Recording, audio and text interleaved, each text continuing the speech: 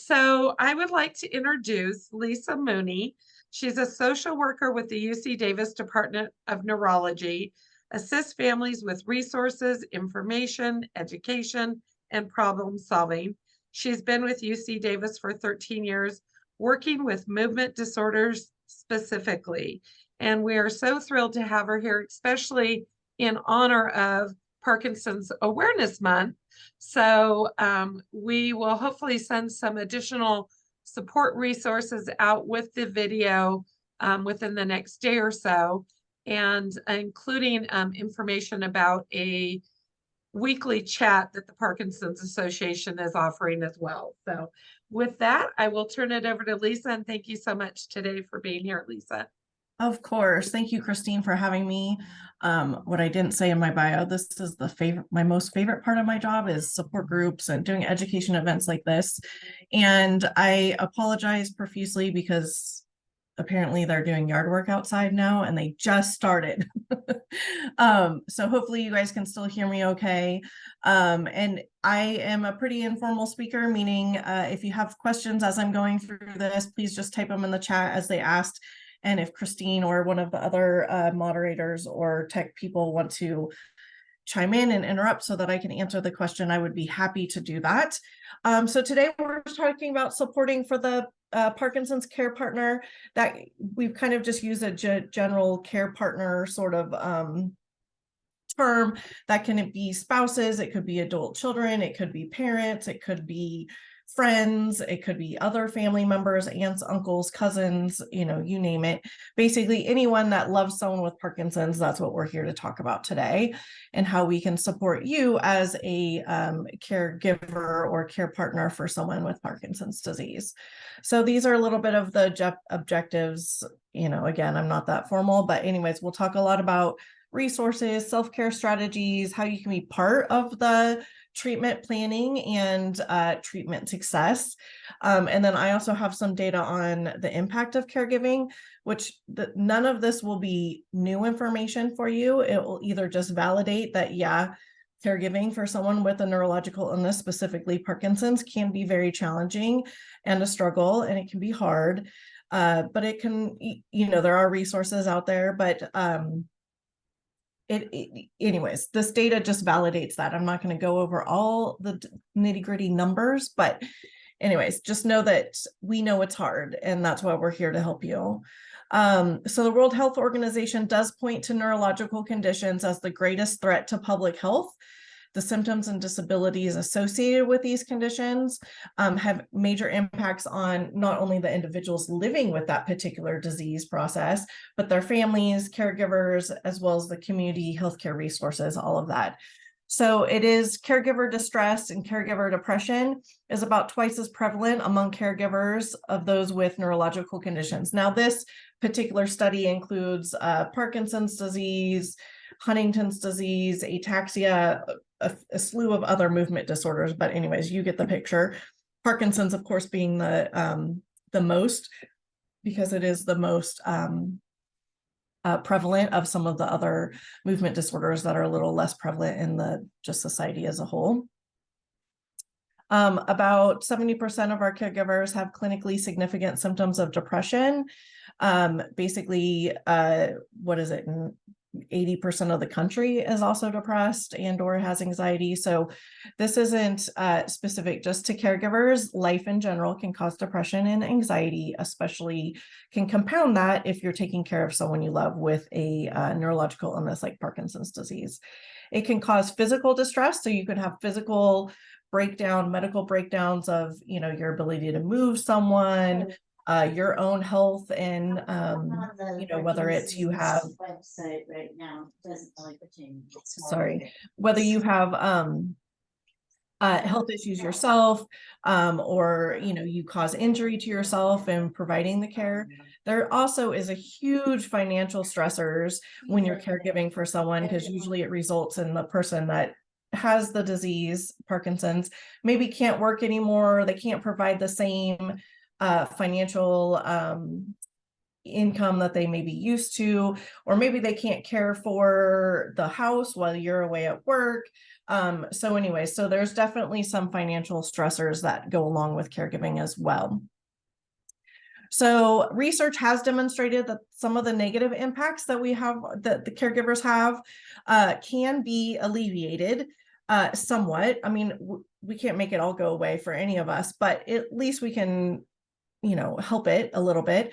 So caregiver education and support programs, obviously you're doing that here today with caregiver education, and then support programs, support groups, connecting with others socially surrounding, that are in similar situations can also be really helpful.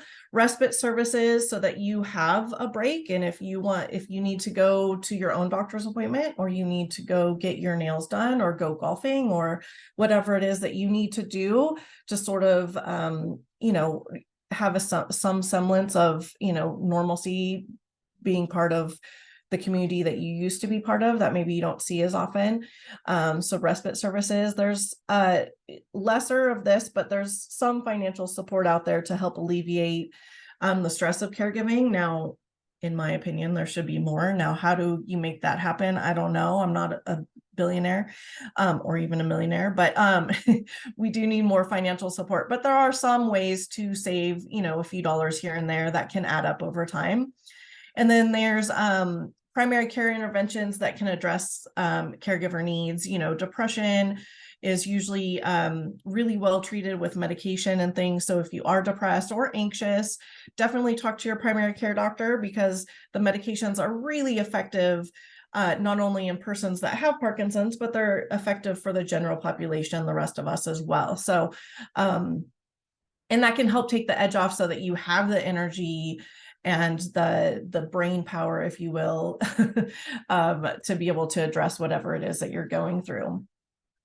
I want to encourage all of you as care partners, whether you're living with your Parkinson's person or you're living away from them, is to be active and part of their medical care and treatment. So that's just educating yourself about Parkinson's disease in general, trying to understand the illness. Now, of course, you're going to learn something new most days. I've been doing this for a long time, and believe me, the more families I talk to, the more doctors I talk to, the more I'm involved in the community, I learn something new every day. So this isn't something where you're going to read one book and be like, I got it. I'm an expert now. It's something that you're going to evolve over time, and you're going to gain more knowledge. So educate yourself, ask the doctor, ask questions, even if you're getting a feeling like the doctor thinks you're annoying or whatever it is, or you're irritating him or her. It's your right. You should ask questions. Always ask questions. If you're confused about medication, or why you're taking this, or why your loved one is taking this, or you're concerned about side effects, always bring that up, even if it's not super well received. This is your right. This is something that you should do. You are in charge of taking care of yourself and your loved one, and it's important for you to know what's going on. It's important that you make sure you have communication with the doctors. Sometimes that may not be directly with the doctors, but communicating with their department of whatever health system they're in, or if they have a case manager that working with them, or a nurse practitioner or whatever. Some of our families find that having a designated binder or notebook can be really helpful, so that they can take notes, and then they can store all their after visit summaries or doctor notes. They store copies of their insurance cards, resources that they might get when they're at the doctor's office, things of that nature. So it's all together. It doesn't mean you have to read it every day, or even every week, or even right after a doctor's appointment, but at least if you know it's all in the same place, when you have the time and the energy, you can go through it and sort of just refresh yourself about what's going on. If you can attend the medical appointments, that's going to be best. Make sure to be honest about any symptoms. I know a lot of us go to the doctor and we're like, we're fine, everything's fine. But in the fact of the matter is, we're not all fine, whether it's Parkinson's related or whether it's just life related. The bottom line is, it is important to be honest with your doctors. Doctors are not mind readers. They can't fix all problems, but sometimes just saying, you know what, it's been a really hard week. We've been struggling with X, Y, and Z. The doctors may have some recommendations for you, or the other professionals that you might see at your health system might have other suggestions for you. So it's really important to be honest.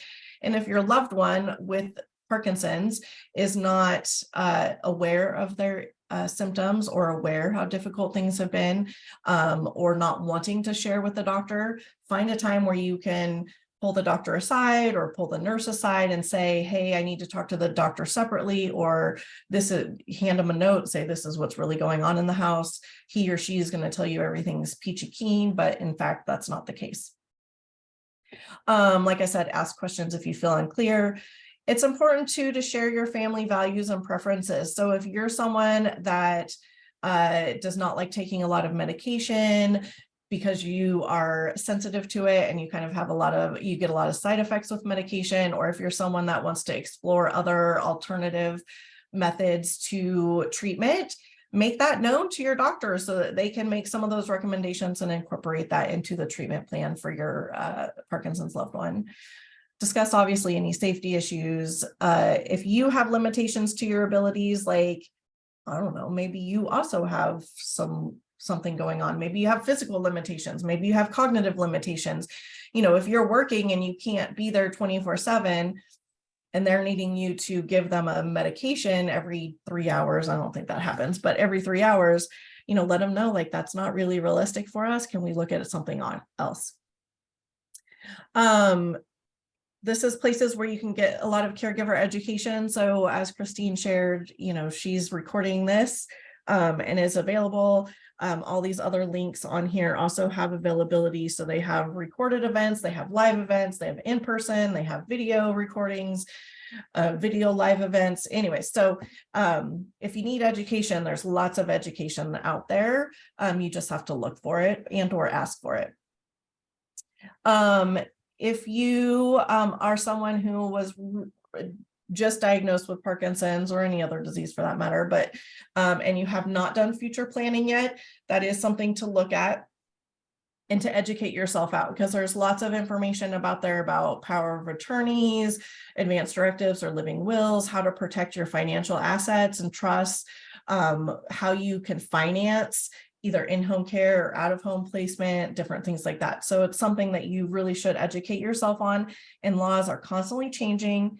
California laws are different than other state laws. So depending on what state that you reside in most of the year, that's the state that you should be exploring what the laws in are against, blah, blah, blah, excuse me, sorry, words are hard today. Look up the state that you're in most of the time for the laws that are applicable to that state. If you were to travel and or you go to another state for a few months a year, whatever it is, your documents will still be valid in that other state. You just have to make sure you have everything documented correctly. And I think there's a ton of education. I feel like Christine maybe, or anyways, I feel like this CARES has done this in the past, but you can find lots of YouTube videos on future planning, advanced directives, living wills, financial trusts, attorneys out there. I know Oro Caregiver used to do some. I've been to plenty of those because I also have to educate myself on the, most recent laws and everything in the paperwork. But anyway, so lots of information out there, but that could be a whole session on itself. Next, we have support programs and resources. So if you're not part of a Parkinson's support group, I would encourage you to do that. There's, I don't know, you guys have a ton. I don't know, I'll say like 50 something around just here in Northern California that I know of. There's probably even more. So if one doesn't work for you, or if you didn't, connect with the people in that group, try a different group that's near your house. There's a lot of them out there. It's just a good way to connect with people that are also living similar situations as you are. So it's good for Parkinson's persons to go and see other people with Parkinson's and how they might be living positively with this, or how they're faring or how they're doing, or, oh, hey, did you go to Rock Steady Boxing? Oh, you really like it. Oh, maybe I'll try it too, that type of thing. So share information.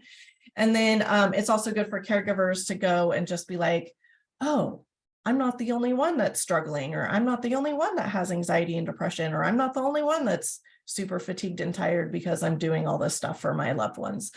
Anyway, so there's lots of support groups out there. Hopefully you will look into that. the Parkinson's Association of Northern California and the Del Oro Caregiver Resource Center has a list of those groups. There's probably other ones out there that have lists, but those are the ones I know about. There's support groups that are disease specific, like specifically for Parkinson's disease, but then there are also support groups that are specific for caregivers that are caring for a spouse or caring for a loved one with sort of insert any illness here.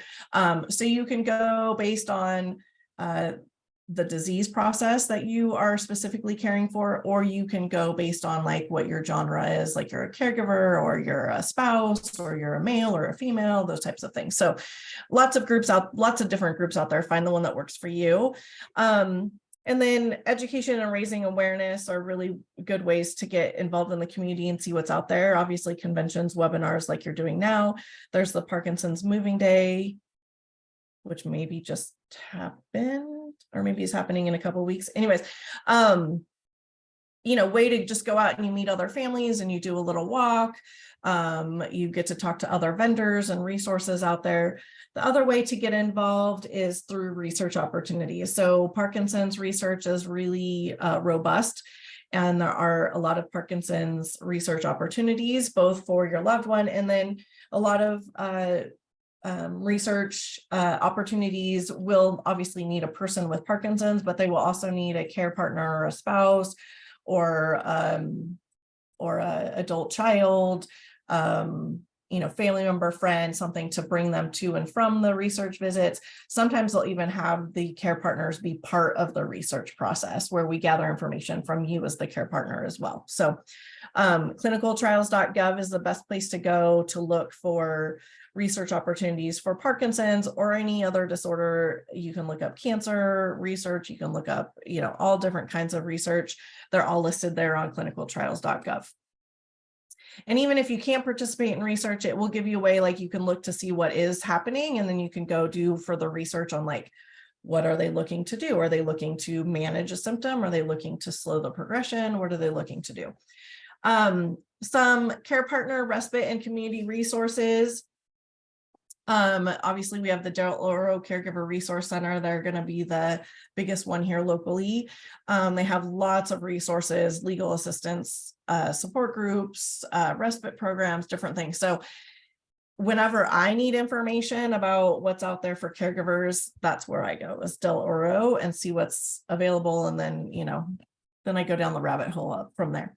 There's also senior centers. So if you yourself are a senior or your Parkinson's loved one is a senior, and they need, you guys need socialization, or you want to get out, you don't want to be stuck in your house anymore. There are senior centers and they have different things. They have travel opportunities. They have brown bag lunch specials where you come and you have lunch with other seniors in your community. They have, recreation type things. They do like games and things like that. So lots of things out there. Adult day healthcare is a specific for people that have Parkinson's or other illnesses. And you can go, and there's healthcare medical professional staff there that can help with activities for the day. Usually it's a place that person would go because their care partner and or loved ones are at work and unable to care for them during that time. Excuse me. In-home assistance is another way to get help within your home, whether that's someone that you're hiring to come into your home specifically to care for your Parkinson's loved one, or someone maybe that you're bringing in your home to help you clean so that you don't have to worry about at least that aspect of keeping up the house, right? If someone cleans it every 6 weeks or 2 months or 4 weeks or 2 weeks, whatever it is, that's just one less thing on your plate. Research has found that home care services can provide a protective effect from caregiver stress.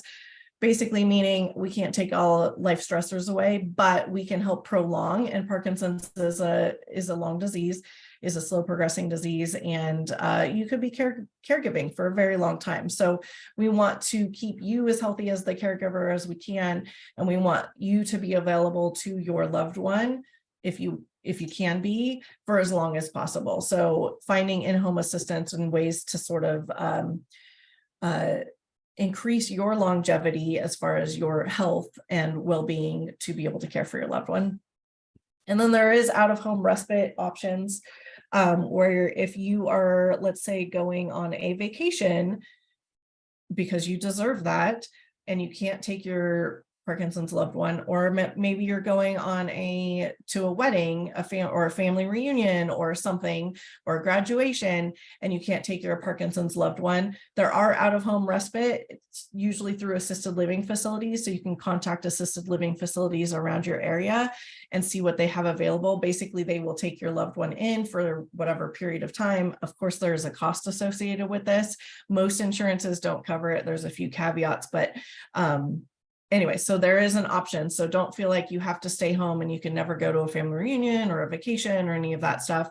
It may take some planning, and obviously it'll take some finances, but there are some resources out there that you can work out. I'm not going to get into this too much, only because this could also be another talk all of it by itself, but financial and government assistance for those care partners that are still working. So if you are still employed, meaning going into the office and or working from home, there are some options for you. There's statewide options. So if you go to the Employment Development Department, I know they've gotten a lot of bad press lately, but they do have paid family leave, and I think it's 6 weeks for a 12-month period. If you're covered, you have to pay into the state disability insurance, or EDD. It's on your paycheck. If you have paid into that, you could potentially be eligible for paid family leave. There's the federal U.S. Department of Labor Wage and Hour Division that has the Family Medical Leave Act. Now that is not paid. However, it will protect your job. It's worth 12 weeks worth of unpaid time off from your employer, if your employer one is part of that because of their size. So anyways, look into those. There's some more information there. And then in-home support services is a in-home support program through Medi-Cal, which is an income eligible program. So if you are a family that has Medi-Cal, and you potentially could apply for in-home support services so that you could either get paid as the care partner, and or you could hire another caregiver to come in your place if you were at work or needed a vacation, or just need some respite and some time away. So there's a few of those programs out there. And then self-care strategies. I don't even know what, okay. Self-care strategies. So sleep hygiene. This is really important. This is important for caregivers, care partners, and it's important for people with neurological illness, specifically Parkinson's disease. You need good sleep. Our brains need to regenerate, and they need to have time, time off, basically. So sleep hygiene is going to bed around the same time every day. I say usually within about a 30-minute time window. Now, of course, there's going to be things in life that come up and you can't always get to bed at the same time. But in general, you want to go to bed around the same time, and you kind of want to have a routine. So let's say you go to bed at 10. So around 9:30 is usually when you want to start getting into your bedtime routine, whether it's brush your teeth, wash your face, take a shower, turn off, all the TVs or the electronics in the home, maybe turn on some music, drink a cup of hot tea. Whatever it is that you do, read a book, whatever it is that you do at nighttime, that's kind of what you want to do, have that same routine around the same time each night to ensure that you have better quality sleep. The other thing is to eliminate electronics from your bedroom. If you are someone that has a TV in your room, that's okay, but you should turn off the TV at least 30 minutes prior to you wanting to, close your eyes and really try to go to sleep. And you should also make sure that your phone or any smart tablet devices are off. You can, of course, have them on if you're listening to a sleep story or music or whatever, or a podcast to help you sleep. That's fine, but you just don't want the light from those products to get you. Take breaks and meditation. For sleep hygiene, sorry, you should also wake up around the same time every day. So if you are, let's say, not working, you should kind of have a time. This can also be good for your Parkinson's person as well, is to wake up around the same time. So if it's, 8 a.m. or 11, it doesn't matter when it is, but just so you wake up around the same time every day, then your body gets in that routine. it's rejuvenated, and then you can have enough energy to move on with your day. You also want to take breaks when you're taking care of your loved one or do meditation. There's a lot of apps out there, some of them free, some of them paid subscriptions and everything in between. But throughout the day, you just want to find time to do something that connects you with yourself. So like for me, it's going outside and hearing the birds and, you know, the leaves rustling around in the trees, or petting my dogs. So taking breaks and just take that, you know, even a 5-minute break has been shown to lower blood pressure and to lower anxiety for people. Meditation, some people are big meditators. I'm not the best meditator in the world. I kind of have, you know, my anxious brain sends me all over the place. But so you can have guided meditations, but deep breathing. So sometimes it's just about slowing down your breath and just taking in a big breath, like through your nose, holding it for a few seconds, and then breathing it out slowly. That just kind of calms your heart rate down, lowers your blood pressure, and can give you the energy you might need to go back into maybe a more challenging situation or frustrating situation for yourself. Stay socially active. Definitely, you know, it's hard. Believe me, I know. It's hard to stay socially active when you're so consumed by what's going on within your household, whether it's caring for a Parkinson's loved one, caring for children, doing both, whatever it is.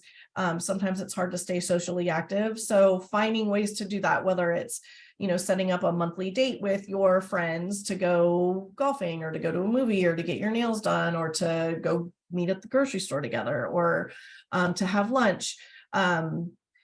Or even if it's a support group, even if it's via video, like there's research has shown that while video isn't human connection, you can still, or human contact, you can still have human connection through video technology devices. So stay socially active if you can. If you do recognize that you're becoming a little isolated and you're like, I haven't even talked to this person or seen this person, you know, try to find ways that you can maybe incorporate that into your life. Laughing, I mean, that goes without saying. So, you know, whether it's watching a comedy show, or, you know, looking at TikTok at all the dad jokes, or whatever it is, so that you can find a way to laugh, you know, many times a day, because laughing also reduces blood pressure, anxiety, can help with depression. Exercise, of course, is the other thing. Exercise doesn't have to be super strenuous to be beneficial for your health and well-being. You know, the recommendations, 30 minutes a day.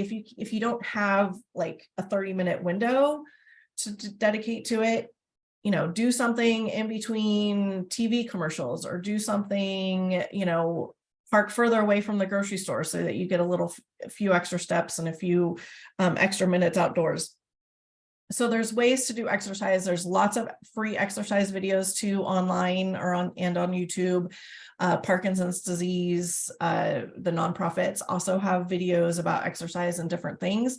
If this is something you can incorporate as a family, that would be most accessible, because all of us, Parkinson's loved ones included, all need exercise. What's good for your heart is good for your brain. So if we do exercise, it's going to help our heart and it's going to help our brain, which is what we all need. So the more you can incorporate exercise, and again, start small. I mean, if, you know, I'm a self-proclaimed couch potato. And so sometimes it's just about me getting up, you know, during commercials and stretching, and, you know, doing some stretching exercises, or taking the dogs for a walk, you know, around the block. And it's not super strenuous or anything, but it's just a way to sort of start getting in a habit of doing some of those things. You can also try counseling and therapy, which is available to talk about, you know, any feelings that you're having, any struggles that you're having, the challenges. These people, therapists, can help you, or counselors can help you problem solve. They can help you with grief and loss, because it is really hard to watch someone that you love decline and change, especially due to Parkinson's disease. And it does change your, you know, relationship dynamics, whatever that was. So, you know, it can be hard, and having a objective person to bounce ideas off or to talk to or to unload your feelings on is better than keeping them inside. Okay. So it can give you just a way to manage your emotional state, as well as just a way to sort of recharge and, you know, get more energy so that you can do what it is that you are responsible for. If you can organize and simplify your life, I mean, you know, we'd all be rich, right? If we could all do this, but the more you can do that, the better. So if you have a routine and a schedule that you follow, that's going to be fantastic for your Parkinson's loved one, and even good for you. The less your brain has to think about what comes next or what to do next or what other responsibility you have next, the easier it is going to be for you to get through your day. You'll notice, well, most of you have probably noticed that if you're, you know, if you're at work and there's just like all these things coming at you left and right, and they were all unexpected, you come home and you feel much more depleted than you do as if you went to work and you sort of had a list of, this is what I'm going to do, and maybe nothing bombarded you, and, you know, you feel less exhausted. So anyways, try to do that.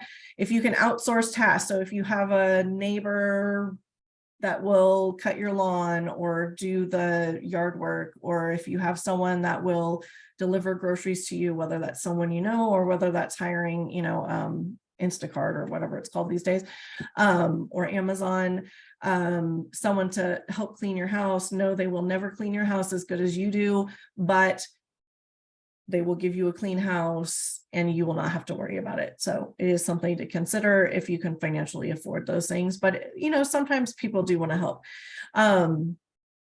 So sometimes there's other ways, environmental, household, personal safety hacks that you can do to sort of save yourself time.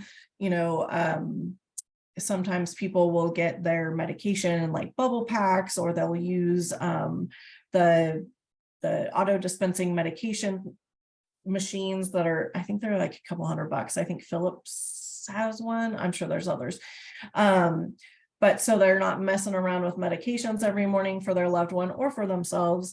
And they just push a button, and, you know, the medications that they need to take were already programmed and it drops out. So it just kind of saves you some time there, less things you have to worry about. So there's lots of ways that you can go about sort of reducing the difficult impact of caring or being responsible. And then building your personal support system. This is the hardest part of caregiving, is asking other people for help, but it is important. We cannot do this on our own. We can't care for anyone on our own. It takes a village, as they say. They usually say that around parenting, which is true, but it also takes a village to care for someone with Parkinson's or any other movement disorder or any other disease process, really. So asking family and friends for help. And if you can't verbally, you know, if you can't go to your next door neighbor and say, hey, can you do this for me? You know, maybe when you're talking to people and they say, oh, let me know if you need anything, usually we just sort of think that that's just like someone being nice, and maybe it is, but most people mean it. They just don't know what you need them to do, and they don't want to be an extra burden to you and cause more stressors for you. So a lot of my families will have like an email chain of all these people, family, friends, neighbors, whatever, that have told them like they're willing to help. And then when they have something that they need, or they'll send it out to people and say, hey, is there someone that can come over and sit with, you know, Lisa for 2 hours while I go to church? Or is there someone that can, you know, bring me some groceries? You know, this is what we're looking for. Other people use like Google Docs. I don't know anything about this stuff, but anyways, they create a Google Doc where other people can sort of sign up for different things. Whatever you do, what I tell people, caregivers, to do most is, if you think of something that needs to be done, write it down. One, it will then now be out of your head and written down so you won't forget it. And two, if someone says, hey, let me know if there's something I can help you with, and you can be like, oh, as a matter of fact, could you assist with this? Now, if they were just saying it to be nice, they're going to have an awkward moment of like, you know, but most people will be like, I would be happy to do that. Phone calls are a huge one. If you have to call Medi-Cal or Social Security, or basically any other government agency, or your doctor's office, you could be sitting on hold, as you probably all know, for what feels like forever, and it is forever. So maybe your neighbor can come over and sit on hold for you, and you can be cleaning your house or doing something else. And then when the people come on the phone, then you can get on the phone and take care of business. But phone calls are another way just to be like, hey, can you really help me with this? I don't have time to sit there for 2 hours and, wait for them to figure this out. Let's see. So overall, and then we can take questions, but overall, you as the care partner are an integral part of your Parkinson's loved one's well-being, and you are the integral part to making their treatment plan, whatever that is with their doctors, whatever treatment options they've recommended, to making that successful. If your doctor recommends exercise, but your Parkinson's loved ones needs reminders to exercise, but you're always away at work, it's going to be a lot harder for that person to follow the treatment plan, if you will, right? So you're an integral part. So you need to know what's going on and why they're recommending certain things and what resources might be out there to help you guys be successful with your Parkinson's treatment plan. And then it's important to remember that you also need care and support too. So it's not just about you giving and giving and giving and giving. You also need to take in care, love, support from other people. It may be that your Parkinson's loved one can't provide that for you right now. It's okay to find that in other people, whether it's friends, family, other, partners, yourself. But it is important to know that you need support too, and that it is not selfish, even though some people might say it is, but it's not selfish to take time to take care of yourself. Because, as they say on the plane, right, put your mask on first, then help your, dependents. Because if you're out of breath and you can't move any longer, you're no help to anybody, not yourself, not to your loved one. Anyways, causes more problems. So take care of yourself. And then the more you can establish rapport and a relationship with your loved one's doctors or medical team, that would be most helpful. So, physical therapy, especially for Parkinson's disease, has proven to be really, really effective for them. So if you can get to know the physical therapist and understand what exercises they're having your loved one do, you guys can do that at home. It's maybe something you can do together. Also, you can ask the physical therapist, like, hey, when I tried to lift him or assist him in doing XYZ activity, it's really a strain on my back. Is there a way that I can do this without hurting myself? And they can show you equipment and other ways and, the proper techniques, if you will, to do lifting and transferring and things like that. So the more you know them, the more you can reach out to them when you have a challenging situation or a problem that you're concerned about. And then I don't know if we have any questions, Christine, but obviously I can take them. These are the references. So of the data that I showed you guys earlier, this is just where I got the information.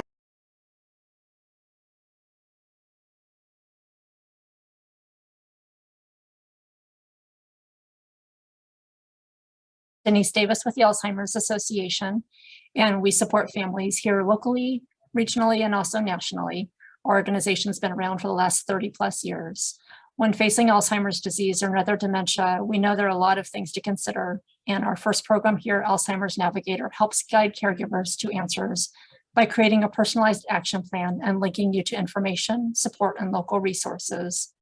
Our community resource finder can help you find resources in your area, home care agencies, adult day programs, residential care, medical care, etc.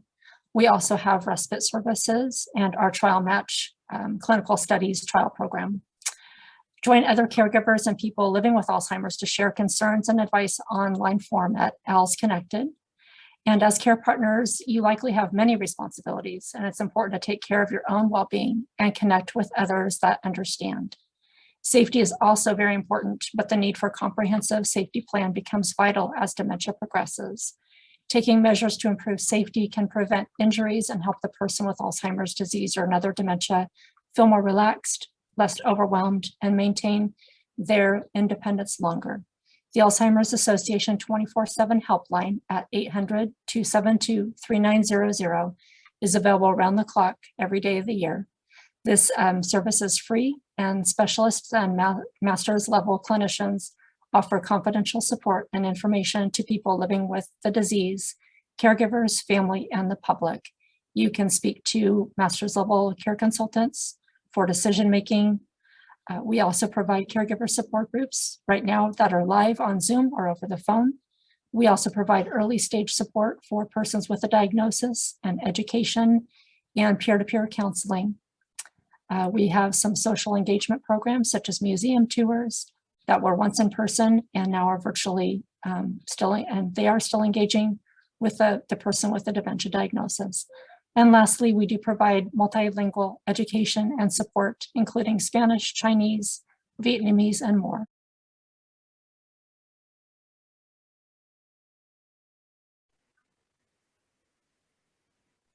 Oro Caregiver Resource Center is one of 11 CRCs across the state of California, and our mission is to improve the well-being of family caregivers and provide support throughout the caregiving process. We happen to serve California's gold country counties, which are listed on the screen. And essentially, our job is to focus on the family caregiver and provide supports that allow that family caregiver to continue to care for their loved one in a sustainable manner. We offer things like information and referral, support groups, and education and training like today's program. But if you are a full-fledged client, we can also offer family consultation and sometimes case management, respite care, so offering access to professional caregivers or adult day programs to give the caregiver a break, counseling for a short-term basis, and legal consultation. All of these services are free. While information and referral, support groups, and education and training are open to the public, family consultation, respite, counseling, and legal consultation are services we reserve for clients. So if you're interested in getting started with us and becoming a client, please give us a call with the number on the screen, 916-728-9333. You can also look us up online. Thank you.